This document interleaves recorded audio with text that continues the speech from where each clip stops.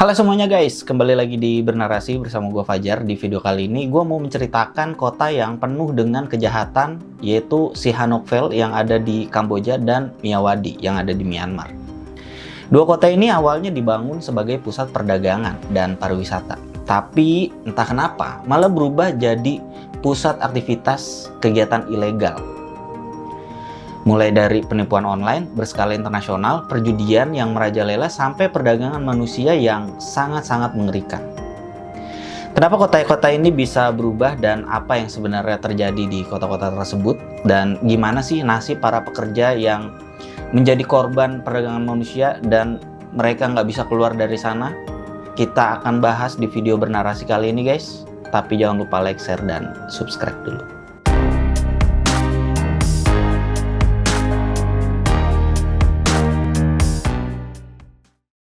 Sihanoukville, yang juga dikenal sebagai Kampong Som, adalah sebuah kota pelabuhan di Kamboja yang terletak di tepi Laut Cina Selatan. Kota ini dinamai dari Raja Norodom Sihanouk, seorang tokoh penting dalam sejarah modern Kamboja. Awalnya Sihanoukville didirikan pada tahun 1950-an sebagai pelabuhan laut pertama di Kamboja, menggantikan ketergantungannya pada pelabuhan di Vietnam. Selama beberapa dekade, Sihanoukville tumbuh secara perlahan sebagai kota pelabuhan kecil dengan fokus pada perdagangan dan pariwisata domestik. Namun, transformasi besar mulai terlihat di tahun 2010-an. Pada awal tahun 2010-an, Sihanoukville mulai menarik perhatian investor asing, terutama dari Cina. Sejumlah besar modal asing masuk untuk mendirikan proyek-proyek besar seperti pembangunan kasino, hotel mewah, resort wisata, proyek properti, dan kawasan ekonomi khusus. Hingga di tahun 2018, lebih dari 50 kasino sudah dibangun di kota ini dan menjadikan Sihanoukville sebagai pusat perjudian utama di Asia Tenggara. Dengan maraknya kasino, Sihanoukville mengalami perubahan drastis dari kota pelabuhan yang sepi menjadi kota yang penuh dengan aktivitas 24 jam.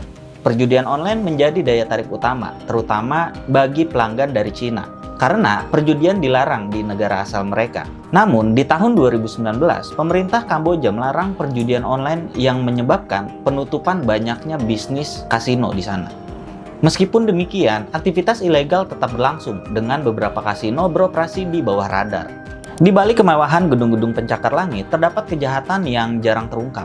Sihanoukville dikenal sebagai markas besar scam center atau pusat penipuan online internasional.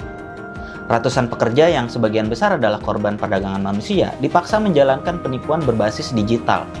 Modus operandi mereka mencangkup skema investasi palsu yang menargetkan korban di seluruh dunia dengan janji pengembalian yang tinggi. Kemudian penipuan asmara yang memanfaatkan emosi korban untuk meraup uang mereka, dan penipuan cryptocurrency dengan cara menjual aset digital palsu kepada investor di seluruh dunia. Sebuah laporan dari Human Rights Watch menyebutkan bahwa para pekerja sering kali direkrut melalui iklan palsu yang menawarkan pekerjaan bergaji tinggi. Namun, begitu tiba di Sihanoukville, paspor mereka disita dan mereka dipaksa bekerja hingga 16 jam sehari tanpa bayaran.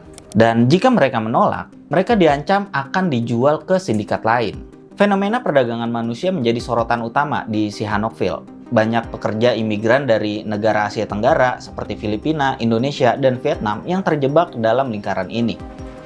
Mereka dijanjikan dengan pekerjaan dan penghasilan yang tinggi, tetapi ternyata mereka malah dijual ke tempat yang menjalankan operasi ilegal. Para korban hidup di bawah tekanan fisik dan mental. Mereka tidak diizinkan meninggalkan tempat kerja dan beberapa di antaranya mengalami kekerasan jika mencoba melawan. Menurut kesaksian salah satu korban bernama Maya, yang tentu saja ini bukan nama aslinya, dia adalah seorang wanita muda asal Filipina yang bercita-cita mengubah nasib keluarganya. Pada saat itu, ia melihat sebuah iklan pekerjaan di media sosial yang menawarkan gaji besar untuk posisi sebagai administrator perusahaan internasional di Kamboja. Semua biaya perjalanan akan ditanggung dan ia dijanjikan fasilitas akomodasi yang nyaman. Dengan janji manis yang diberikan oleh perusahaan ini tentu membuat Maya tergiur dan langsung menerima tawaran tersebut tanpa ragu. Namun setibanya di Sihanoukville, semua berubah menjadi mimpi buruk. Begitu tiba, Maya disambut oleh pria asing yang mengaku sebagai perwakilan perusahaan. Paspor dan ponselnya langsung disita dengan alasan prosedur keamanan. Ia kemudian dibawa ke sebuah gedung tinggi dengan penjagaan ketat di sekitar pintu masuknya. Di sana, Maya bertemu dengan puluhan orang lain yang juga direkrut dari berbagai negara, termasuk Vietnam, Indonesia, dan Thailand. Tempat itu seperti penjara, kata Maya. Ia segera diberitahu bahwa pekerjaannya bukan sebagai admin, melainkan sebagai operator penipuan online. Menurut Maya, ia diperintahkan untuk menipu orang-orang di seluruh dunia menggunakan skema investasi atau menjalin hubungan palsu melalui aplikasi kencan. Setiap hari, Maya dipaksa bekerja selama 16 jam di depan komputer. Ia diberikan skrip untuk berbicara dengan calon korbannya dan memanipulasi mereka agar mengirimkan uang. Jika tidak mencapai target, tentunya Maya mendapatkan hukuman yang sangat tidak manusiawi, mulai dari potongan gaji hingga mengalami kekerasan fisik. Setelah beberapa bulan mengalami penderitaan di lingkungan para mafia, Maya mencoba untuk melawan dan meminta pulang, tapi permintaannya dijawab dengan ancaman. Mereka mengatakan bahwa Maya telah berhutang pada perusahaan sebesar 3.000 US dollar untuk biaya perjalanan dan akomodasinya. Jika Maya tidak melunasi, mereka akan menjual Maya ke sindikat lain yang kondisinya jauh lebih buruk.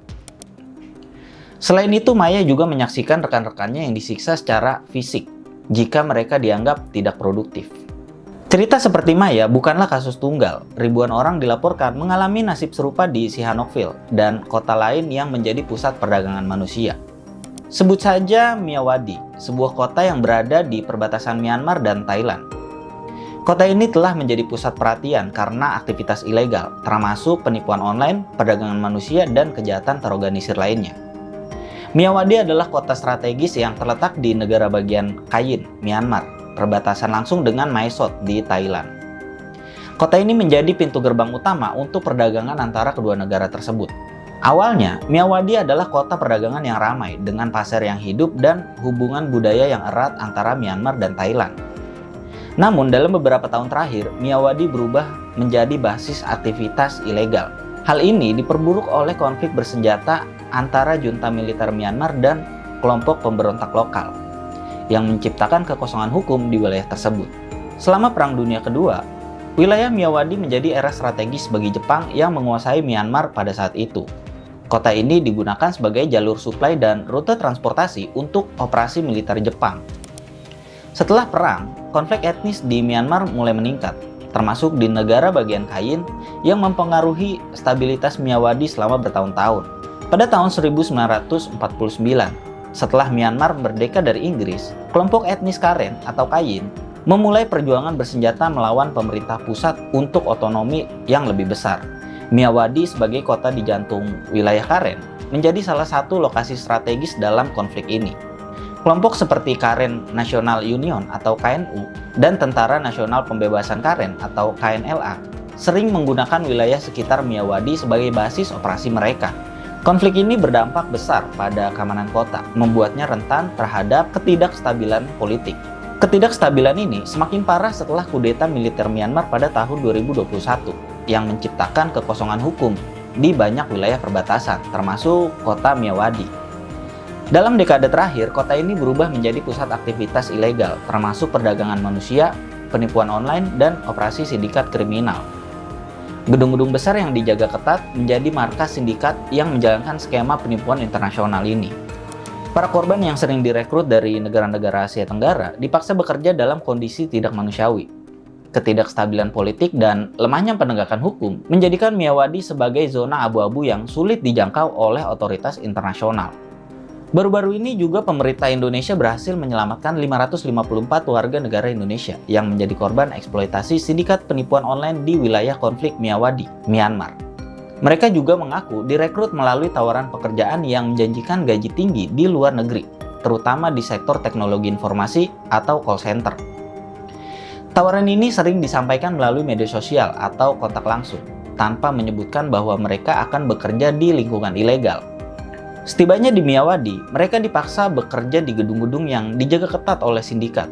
Para korban diharuskan menjalankan skema penipuan online seperti menipu orang yang melalui aplikasi pesan instan dengan skema investasi palsu atau penipuan dengan scam asmara.